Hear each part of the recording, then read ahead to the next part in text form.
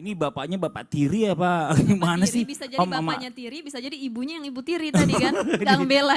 Kayaknya ini apa namanya, kita nggak begitu-begitu banget kalau ngomel sama anak, semua Iya. pasti ada batasan-batasan. Betul gak Ustadz Betul. Maulana? Betul, yang jelas Ah. mereka tadi itu sinetron. Sinetron ya, Sinetron. terlalu sadis kayaknya. Dalam Betul. kehidupan nyata yang begitu-gitu tuh kadang-kadang tuh memang Jarang sih. agak jarang. Kecuali memang ada salah satunya mungkin yang nggak bukan kandung ya. Nah sekarang Ustazah nih pertanyaannya, kalau kita lihat tayangan barusan biasanya kan kalau anak itu dibentak atau dimarahi suka marah atau bahkan trauma. Kadang-kadang kalau anak itu nggak mungkin ngelawan sama orang tuanya karena dia takut.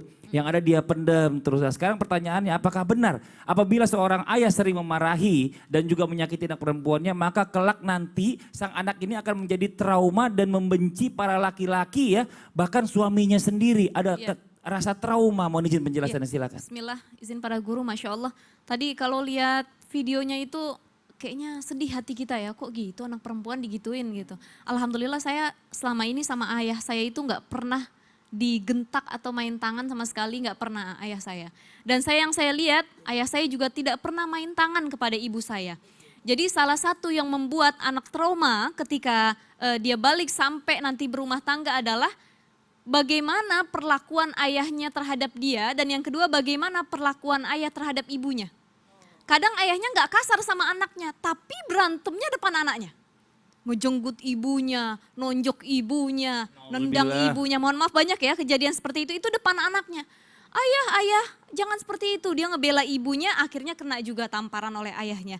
Nah, jadi para ayah dimohon untuk tidak kasar terhadap anak-anak perempuannya. Kenapa? Bukan hanya ayah tapi ibu juga. Karena banyak juga ibu-ibu di luar sana yang tidak sabar menghadapi anak-anaknya. Jadi belajar yang tidak pernah berhenti itu adalah belajar menjadi orang tua. Anak yang paling banyak tersakiti itu adalah anak pertama. Karena Betul. orang tua Masih try and belajar error. pertama dari anaknya yang Betul. pertama. Betul kan Mas Fadli? Betul Lu banget, pengalaman betul ya? banget. Saya ngalamin Jadi juga. anak pertama itu dulu banyak diomelin. Ini juga anak pertama. Anak ini pertama yang kan sering pasti diomelin. kan, Iya, pasti. Masya Allah. Tapi kadang anak pertama yang paling dewasa dan mengayomi adik-adiknya. Kenapa? Betul. Masya Allah. Karena mereka tahu asam manisnya dulu kehidupan rumah tangga di awal orang tuanya. Materi belum begitu banyak, ya kan? Masih labil orang tuanya, masih muda dan lain sebagainya. Jadi anak itu yang jadi korbannya.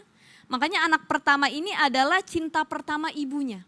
Karena dari situ ibu belajar, ayah belajar bagaimana mendidik anak, mengolah emosi, menasehati dengan baik. Itu kan susah ya.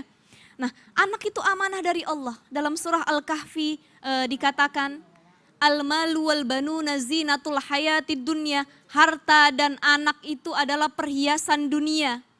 Nah, perhiasan dunia ini mau dipakai untuk urusan dunia saja atau juga untuk bisa mengantarkan kepada akhirat. Kalau harta dan anak dipakai untuk kehidupan dunia saja sebagai perhiasan juga, maka mereka cuma sebagai hiasan dunia saja. Nauzubillah. Tapi kalau harta dan anak, harta dipakai buat sedekah di jalan Allah, anak dididik untuk mendoakan kedua orang tuanya, maka mereka juga bisa mengarahkan ke surga nantinya. Jadi sebagai seorang ayah, jangan didik anak perempuannya dengan kekerasan. Perempuan itu almar'ah kadila, perempuan itu kan kayak tulang ya. Almar'ah kalmir'ah, perempuan itu kayak kaca, jangan terlalu keras, jangan juga dilembutin. Jadi harus tengah-tengah.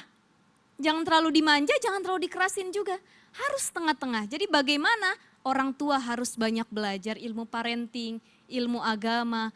Kita lihat subhanallah para narsum Mas Fadli. Rasulullah deh pokoknya sosok yang paling terbaik bisa mencontohkan bagaimana perlakuan Rasulullah kepada anaknya. Dulu Fatimah itu ketika setelah nikah dengan Ali itu pernah ngeluh sama Rasulullah. Wahai Rasulullah, aku capek numbuk gandum.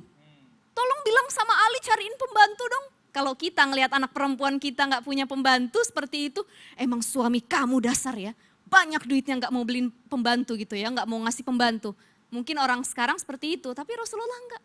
Rasulullah mengatakan baktimu kepada suamimu itu ibadah. Masya Allah. Surga Allah subhanahu wa Masya ta'ala buat Allah. kamu, hai Fatimah. Iya, coba mungkin sedikit lagi nih, saya minta pendapat dari Ustazah Sifa. Bagaimana Iya. kan kebetulan Ustazah Sifa juga perempuan, Iya. menghilangkan trauma-trauma anak perempuan ini terhadap kelakuan-kelakuan zaman dulu orang tuanya yang jahiliyah ini. Bagaimana Iya. coba? Itu yang bisa menghilangkan rasa trauma itu pendekatan terhadap agama itu saja. Masya Allah. Nah sekarang kita lanjut lagi nih ya. Ustadz Maulana nih ada pertanyaan tadi yang nyangkut sebelum iklan. Betul. Yang bikin saya saya penasaran. Banget. Setahu kita ya cuma Rasulullah SAW yang bisa kasih kita syafaat. Ternyata saya pernah dengar juga anak perempuan ini bisa ngasih syafaat kepada ayahnya di akhirat kelak. Lalu bagaimana nih dengan ayah yang tidak memberikan pelajaran agama kepada anak perempuannya? Mohon izin penjelasannya, silakan.